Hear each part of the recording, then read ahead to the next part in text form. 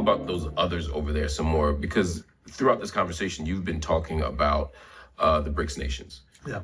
How significant, as a military matter, is the BRICS economic alliance, is the emerging power of China? How scared should we be?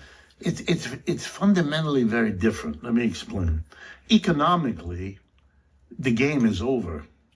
The Chinese, if not already a wealthier economic unit than we are, which they probably are, will be within a few years. Very few, like by the end of this decade, if not already. So economically, they are now our equal.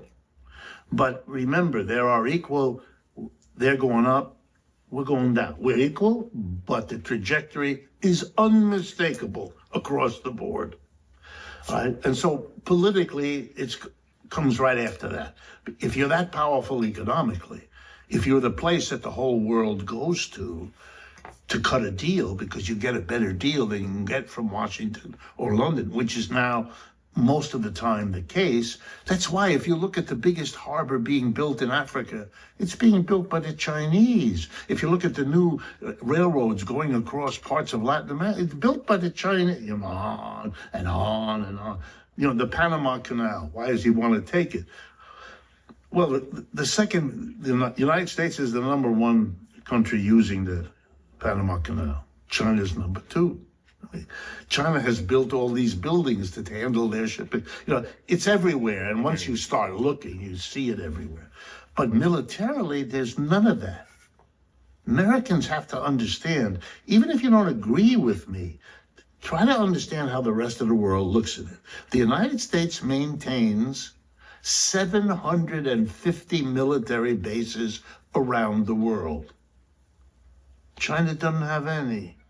The United States is a global military presence, the likes of which is not existing anywhere. We are alone in that. How long is that solitude going to last if, as you're saying, the economic power is diminishing of the United States, that then transforms into diminished political power because, again, the sway is held by the other nations? Look at the votes in the UN. You'll see the diminished political power right on display. So then it feels like the military's next. Right.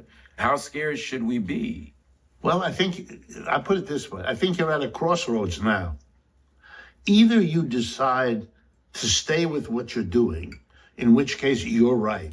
They will, even if they, in their minds, think it's defensive, who cares? They will develop a military capability because that will be their only safety for them. Forget whether you agree with them or not. It's not the issue.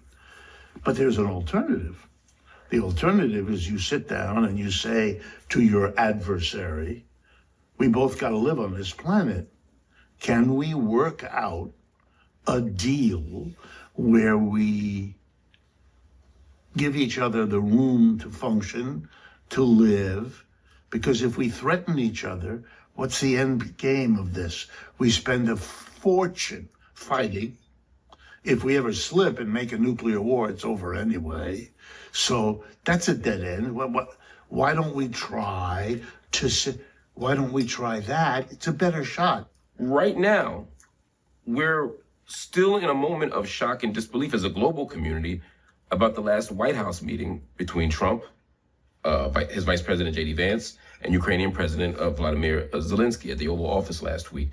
What was supposed to be, I thought, a fairly ordinary discussion about a deal regarding Ukraine's mineral wealth and military assistance turned into an international spectacle. You had Trump and Vance literally chastising President Zelensky for a perceived lack of gratitude for U.S. assistance. At some point, it went from a meeting to a shouting match in many respects.